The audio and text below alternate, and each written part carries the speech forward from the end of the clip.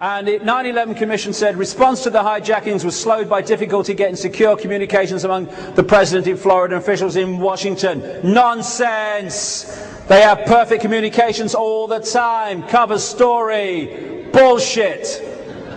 Then we come to Rumsfeld. I've got this on tape at home. He went on Larry King Live and he was asked just after 9/11 what he was doing on that morning. And he says that he was in his office at 8 o'clock at the Pentagon, just down the corridor from the command center that reacts to hijacks.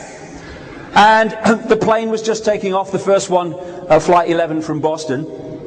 And he said he was hosting a group of politicians to talk about terrorism. Whoa, synchronicity day that was. He said that after a while someone walked in, it's all on tape, and gave him a note, and he read it, and it said that a plane had hit the World Trade Center. He said he walked out to get a CIA briefing. He said, and within 15 minutes, he said, of leaving the room, getting the note, he felt a jarring thing, which was the Pentagon being hit on the far, far side of the building. So he's given us a timeline here. Pentagon hit 20 to 10. Go back 15 minutes, we're 25 past 9.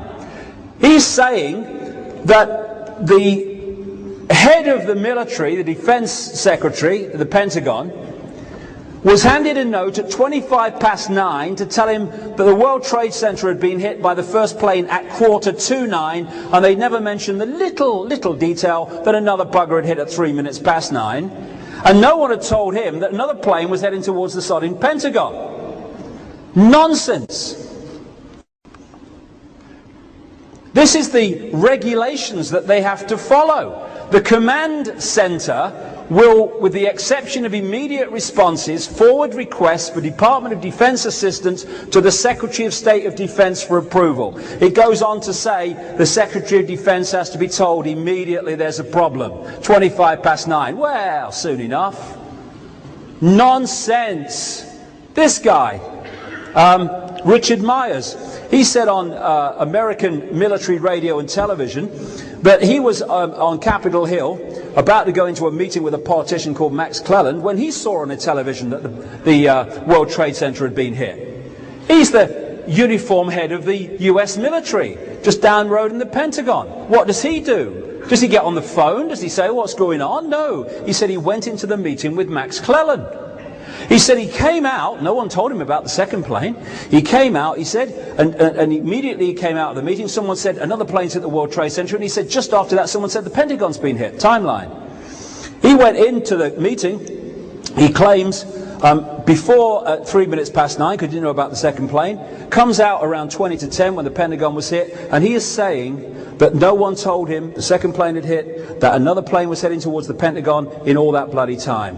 Nonsense. That guy was somewhere else that we'll come to in a second. It's all a frickin' lie, the whole bloody thing. Richard Clarke, who was the White House terrorism advisor, has said in a book that he was part of a teleconference during the 9/11 attacks, and one of the people involved in the teleconference was General Richard Myers, who was not with a meeting with Max bloody Cleland at all, just as Rumsfeld was telling a pack of lies about what happened to him. What was actually going on, has become clear since, is that there were a series of Air Force military exercises in the airspace involving the 9/11 planes that were symbolizing attacks on America. On that morning of all mornings, this was going on under various names. A number of them involved hijacked planes, but one of them involved a plane hitting a building. What a coincidence, stands back in amazement. And who was it that was in charge of this whole shebang that morning? Dick Cheney, Vice President. And what's becoming clear is this: NORAD and the FAA and all these other people had elements involved in all these exercises.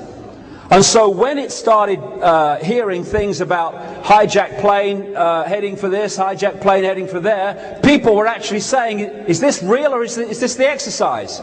Complete bloody confusion, which is exactly what those exercises were set up to do on that day, and they had the desired effect. And amid that confusion, nothing was done. This is what another thing that happened. 6 air traffic controllers who dealt with 2 of the hijacked airliners on that day made a tape of their experiences on what happened and what they were dealing with. And the tape was destroyed by a supervisor without anyone making a transcript or even listening to it, the Department of Transport said today. It was destroyed by FAA Quality Assurance Manager, who crushed the cassette in his hand, cut the tape into little pieces, and then dropped them into different trash cans around the building. Do you reckon he didn't want us to hear it, or what? And all around the 9/11 you find stuff that was relevant being destroyed. Evidence. Elephant in the living room. My God. Inside job from start to finish. Total freaking lies.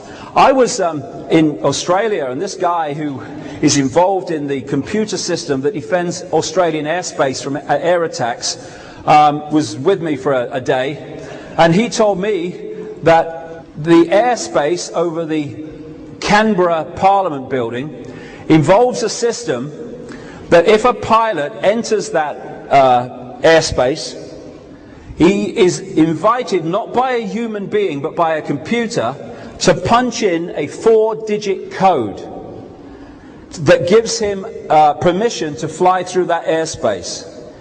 If it's not punched in a very short time, then the plane is taken out by ground-to-air missiles.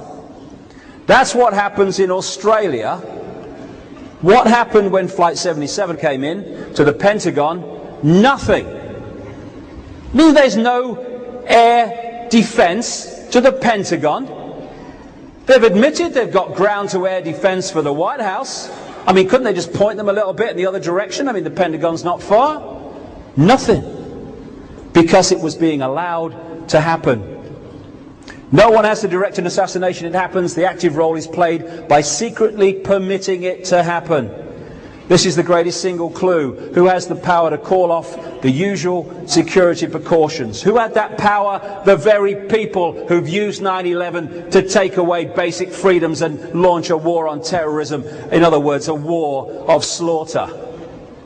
Then we've got this thing. I don't understand this. I think it's really strange. You know where the classic shot of the Pentagon is the big wall had fallen? Well, that happened about 20 minutes to half an hour after impact. Before that, that's basically the area of the hole. Must have been a sodding small plane, that's all I can say. Whatever it was. It's the size of the plane it was supposed to be, and just take into account that wall fell not on impact, but 20 minutes to half an hour afterwards. I think there might have been a bit more wreckage about than we saw, actually, myself, if that had been the case. And there was that hole on the other side. They said the reason there was no wreckage is the plane disintegrated when it hit the building. Well, a bit of it didn't. It came out the other side inside. What was that?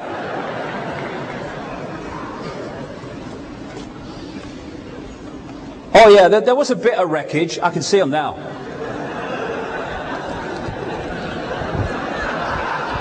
Yeah.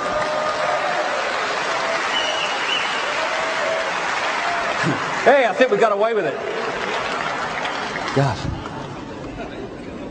Now, what the plane was supposed to have done was smack onto the ground just before it hit the building. They got the lawn right quick, didn't they?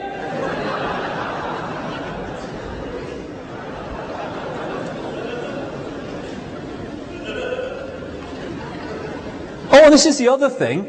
Where the building